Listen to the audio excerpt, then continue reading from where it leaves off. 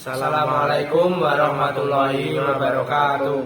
Kembali bersama saya Yanuar Rendiwardana dan saya Gigi Panji Mulyanto dalam edisi podcast mengenai konsep hak milik dalam Islam. Nah, di dalam podcast ini kita akan membahas yang pertama ada pengertian hak milik, sebab-sebab kepemilikan, pembagian macam-macam hak kepemilikan, yang terakhir ada prinsip kepemilikan. Nah, yang pertama nih Mas Gigi, ada pengertian hak milik. Nah, sesuai yang diajarkan buah sana, hak milik itu seperti apa Mas Gigi? Jadi untuk pengertian hak milik, pemilikan atas suatu almal atau harta benda dan kewenangan bertindak secara bebas terhadapnya. Kemudian penguasaan seorang terhadap suatu harta sehingga seorang mempunyai kuasaan khusus terhadap harta tersebut. Kemudian milik adalah keistimewaan terhadap sesuatu yang menghalangi orang lain darinya. Pemilik bebas melakukan tasarruf secara langsung kecuali ada halangan. Seperti itu Mas Wendy. Itu adalah pengertian hak milik. Seperti itu ya Mas Gigi. Selanjutnya setelah itu ada ini Mas Gigi, sebab-sebab kepemilikan. Itu gimana Mas Gigi? Oke, mungkin sebelum sebab kita ada unsur dulu ya Mas Wendy. Oh iya. Unsur kepemilikan yaitu pertama adalah keistimewaan yang diberikan oleh syarok kepada pemilik harta. Keistimewaan dalam menghalangi orang lain untuk menggunakan barang tersebut. Kemudian adalah tasarruf. Yang kedua adalah tasarruf, yaitu sesuatu yang dilakukan oleh seseorang berdasarkan irodah atau kehendaknya, dan syarok menetapkan atas beberapa konsekuensi yang berkaitan dengan haknya. Seperti itu Mas Wendy. Gitu ya, masih ada dua berarti tadi Mas. Ya. Nah, ini baru kita ke sebab kepemilikan. Sebab kepemilikan. Nah, sebab kepemilikan itu sesuai yang diajarkan buah sana ada 4 Mas Kiki. Yang pertama ada ikhraj al-mubahat, ada al-tawalud, dan al-kholafiyah, dan al-aqd. Nah, untuk ikhraj al-mubahat itu adalah cara kepemilikan melalui penguasaan terhadap harta yang belum dikuasai atau dimiliki oleh pihak lain.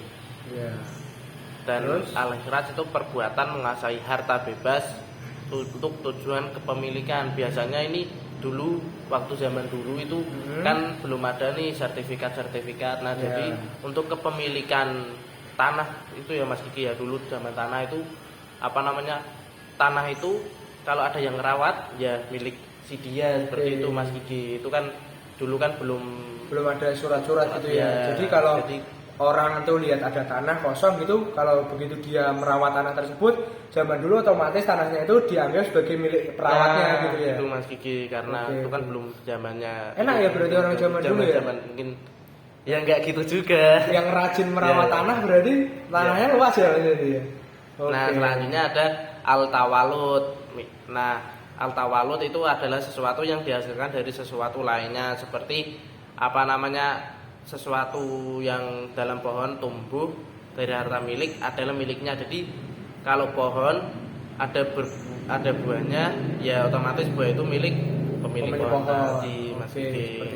Selanjutnya ada al-khalafiyah, adalah penggantian seseorang atau sesuatu yang baru menempati posisi kepemilikan yang lama. Macam penggantian seseorang kepada harta milik orang kepada orang lain, seperti harta saya ke Mas Gigi. Nah, seperti itu biasanya ini dalam warisan, seperti itu Mas Gigi.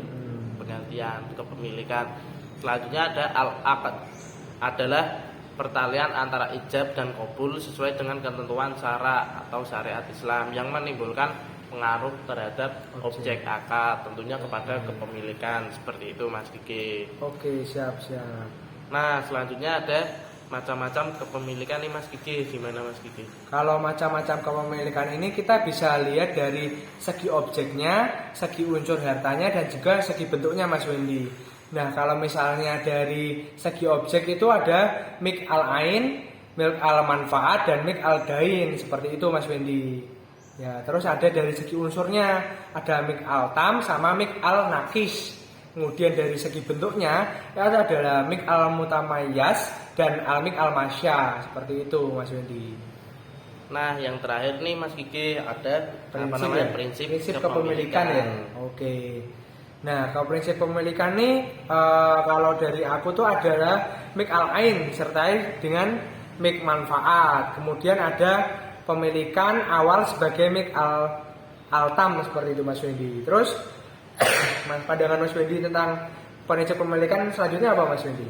Nah, kalau penangkapan sepengetahuan saya tadi menambahkan dari Mas Gigi itu ada mik altam. Mik altam itu tidak dibatasi waktu dan mik nakis dibatasi waktu. Kepemilikan benda tidak dapat digugurkan tetapi dapat dialihkan atau dipindahkan kepemilikannya. Nah, selanjutnya ada mik al-masya atas hutang bersama yang berupa suatu beban pertanggungan tidak dapat dipisahkan seperti kongsi seperti itu Mas Gigi. Oke. Wah, tidak terasa ya Mas Wendy, dalam waktu singkat ini kita udah bisa belajar tentang konsep hak milik dalam Islam ya Mas Wendy.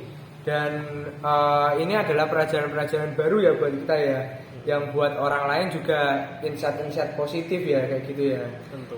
Oke, jadi begitu saja podcast edisi kali ini dengan saya Gigi Panjimonata dan Mas Wendy. Nur Wendy Wardana. Oke. Sampai ketemu Di edisi-edisi podcast lainnya ya, mungkin kita bakal buat banyak banget kayak gini. Sekian dari kami, bila ada kesalahan mohon maaf. Wassalamualaikum warahmatullahi wabarakatuh.